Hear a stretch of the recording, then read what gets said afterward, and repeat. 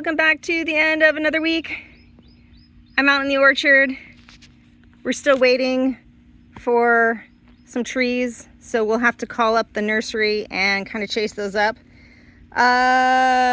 What happened this week? Well, let's just go around and see what I did. This is where I've decided to make the path into the orchard for the wheelbarrow. So I went ahead and moved some of these rocks. If I come over here, I went ahead and moved some of the rocks, and I transplanted the crocus bulbs that were along there. And so they've kind of filled up in here. And this will continue the path down kind of into the orchard as I start deciding how I'm going to plant out that space. So that's really cool. I'm excited. A huge thing, and you'll see it more when we get into the garden, but a huge thing that I did was I actually went onto the neighbor's side, and I've been raking from that side all of the brambles away from the fence, which I do every spring. Well, I mean, for the last spring, I guess, because we haven't been here very long, but I thought it would be a good spring project to go ahead and do that. So I started doing that. The strawberries seem to be coming in. If I come down in here, you can see like we have some green things coming in. The passion fruit there that got freeze damaged, I think will come back, but I'm not doing anything with it until it actually starts to show new growth, and then I'll kind of prune it depending on what it does. The former blueberry patch, I think I may have mentioned, basically my blueberries bit the dust, and then Francis decapitated my tea plant when he came through to mow down or weed whack down all of that space. But if I come in here close, the tea plant is actually trying to come back. It's a super slow grower though. So we'll see. I went ahead and just, replanted him there, and hopefully he comes back. And then basically this bed is prepped for something. I'd still like to grow blueberries, but we'll see what happens. Up in the garden, as you can see, if I kind of pan around all along the fence line, I've gone ahead and raked back the brambles, and actually I went all the way down. So that was a lot of work. But worth it. It's worth it when it doesn't basically it creates, if I come over here, you can kind of see it better, but it creates a nice little space between the fence and the real bramble hedge. And that way, at least it has a little further to come when it starts trying to invade the garden over the spring and summer. I did finish topping off this bed, so I think it's ready for planting. I did dig this up and kind of just replanted it almost in place. It was a little further over, but I decided to put it in the corner. All of the aubergines and peppers that I attempted to overwinter outside failed. So live and learn. I think that several days of -5 just did it in for them. I'm going to slowly start topping up this bed. There's still either a pepper or an aubergine over there, but considering the state of the ones in the other bed, I'm assuming that guy's dead. So I think I'm just going to kind of put a layer of compost over this whole space, and it should be good for planting. The garlic and the shallots are doing well, and they'll just kind of stay in place until they mature, I guess May, June-ish. Over here, I did plant I planted something here. I can't remember what, but something mysterious is going to come here, and it's part of the allium family, which is why I planted it there. But I will also go ahead and top up this section here, which is kind of the weird space that I leave for this new physalis that I started growing last year. I think this one will do better because it gets full sun, whereas the one that I have on the other side of the house doesn't. And even though it gives fruits, it just doesn't give as many. And regardless of whether or not I may or may not be allergic to them, I love eating them. So until it becomes a big problem, I still want to grow them. You can actually see now in this bed that all the way up to about that point there, I've removed a bunch of the topsoil, and I've been filling these beds. So this bed is pretty much where I want it to be. This bed, I still want to top up some more. And basically I think that all of the topsoil in this section here that needs to come out will get divided between these two beds. So it'll raise them up a bit. And then when they're raised up, I'll go ahead and finish them off with a good compost. So they'll have a good, like, I don't know, 12 to 16 inches of like good compost on the top, along with the clay. And then underneath is vegetation. So it will absolutely sink. I am completely expecting that. But it doesn't matter to me because, you know, I'll just over time either make my own compost or buy in some compost and top it up. You can kind of see how it happens. These were actually already like topped up to the brim, and then over the season have sunk like 3 inches or so. You can see it a little better in this bed. Like it sinks, and so every time I kind of replant, like I planted this and added some more compost, so there's actually kind of a dip to the lower level over there. So as I get new plantings in, I kind of try to top it up, because ideally I'll have it all sort of flush with the top. What else? Oh, my asparagus arrived way sooner than I expected. So I had to really pivot to get those because I didn't want the roots dying on me. So here you can see that kind of the darker rectangle is where I did the bed, and I'll go ahead and throw in some photos of the kind of the process. But basically you dig a trench and you make a little like ridge in the bottom of the trench, and the roots are like spiders. So you kind of like, or octopus, so you kind of just like spread them along the ridge and then backfill. I didn't want to sink them too deep because this clay is this dirt is more sandy than other areas of the yard. I was kind of surprised when I was sort of like digging into it. But I'm still not completely convinced of the drainage ability. So I am planning on also building this up. So they are sunk to some extent, and they have probably about maybe an inch of soil over the crowns right now. So I'm going to wait until the crowns start growing.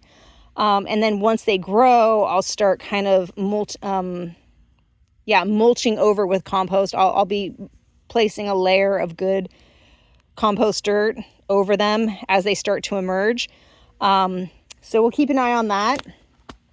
I decorated my wine barrels with some pretty butterfly things that I got, mainly because they make me happy, so why not? The perpetual kale that I planted, I guess last week now, is doing pretty well. So you can see that they're popping up. So I'm going to go ahead and give them some time to flush out a little bit more. And then I'll probably put some new mulch all along this area. Over there in the rhubarb space, I was debating, like, I didn't really know what to do with my whole mint collection. So all of these different containers have a different type of mint. And for those who don't know, mint is horribly invasive. And if you put it in the ground, it will take over like wildfire. It's insane. So each of these actually has like a plastic liner that has little pricks in it. And I make sure that the roots aren't coming out the bottom or anything. But this is how I try to keep the mint contained, and each plant pot has a different type of mint. And I still have this mint and that mint, and I have one more mint in the house. And I actually found another place that has other mint, so I don't know. I'm kind of a mint addict. But we'll see what happens. So anyway, I have decided that I kind of like this little setup here. So I've done that. It still leaves a decent amount of room for my wheelbarrow or for my wagon, if Francis manages to get it fixed. And I did find the rhubarb crown in there, which I ended up, I didn't really dig him up completely, but I did lift him and put some dirt underneath to kind of raise him up, because that entire bed sunk. As did this bed, but this is a younger rhubarb, so I was able to just kind of like dig out his root ball, start from scratch, dig him another little house, put him in, and top up the compost. So he should be good. And then I grow runner beans on the arch. So I'm going to do that again this year, except for last year I only grew runner beans from this side up, and they kind of got to like this point and then stopped. Because over here I planted soybeans, not knowing that soybeans are bush beans. So they stayed very, very short. So this year my hope is to actually grow runner beans on both sides so that this entire arch will be beans. And with the rhubarb, I'm thinking about getting fraise de bois, which is like a wild strawberry that doesn't send out like the typical runners that I guess typical strawberries send out, but it propagates by seed. And you can't find them at the store because they just don't keep very well, but they taste amazing. We had them in Menlo Park, and yeah, they taste amazing. They're supposed to be good companion plants with rhubarb, strawberries in general. So I'm thinking about putting fraise de bois around the rhubarb and kind of seeing what happens there. The rest of this stuff is still kind of emerging. I don't know exactly what I'm going to do. So we'll see. Every once in a while I get inspiration, and like this was just like, I was out here playing around, and then I'm like, oh, I should just do that because it's simple. It helps actually contain the dirt from the rhubarb beds. Like it'll work out really well. Weather. Weather did not play nice with me. So I have not received my mulch because that whole area was a muddy mess. So hopefully this week, before we get more rain, that will come in. I've been using the compost pile there. The whole chicken thing is kind of on ice since I have a lot of work to do there. Yeah. What else? Well, let's talk about the weather. We did have one more freeze. So I think that was on the 31st. So our little handy dandy thing, yeah, you can see it got to negative 1.3 Celsius for US folks there. Yeah, 29.7. So yes, below freezing. We'll go ahead and clear that. I think that was going to be our last freeze, but we're never really sure until about mid-March. So we'll see. And I did mention that we had a lot of water. So yeah, we got quite a bit of water. So, we'll dump that out and restart. And yeah, things to come. It's February 1st, so I have definitely started some seeds inside. I have rhubarb actually that I'm starting from seed. I'll talk more about that at some other video, but I do have rhubarb that I'm starting from seed. I have peppers and I have aubergines, mainly because the aubergines take forever to get started. So they're only like, they've been in there for 2 weeks, 3 weeks already, and they're only just starting to germinate. And the peppers I only just started this week, so they haven't germinated yet. I think maybe in March I'll start the tomatoes, but I'm not sure. But anyway, I am starting seeds inside since I'm kind of convinced that we're not going to get any more freezes for this year. And I want to plan out some like freeze tolerant or at least frost tolerant things. I might actually start planting out these 2 beds here. I want to keep working on finishing that bed over there, which basically means that I need to take out the rest of the dirt to put into those beds. And then, I mean, since I'm not really doing quote unquote elevated beds or raised beds, these are really just, I would say, borders. I'm debating as to whether or not I'm even going to put a border on that one. But regardless, it may or may not need a border. It definitely needs a layer of compost on the top of it. And then I could potentially start planting into that.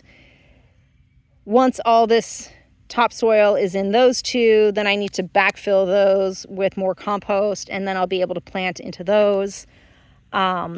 And the whole like perpetual garden over there, I haven't really decided what I'm going to plant, except for what's already out there. So the rest of it's just kind of an emerging project.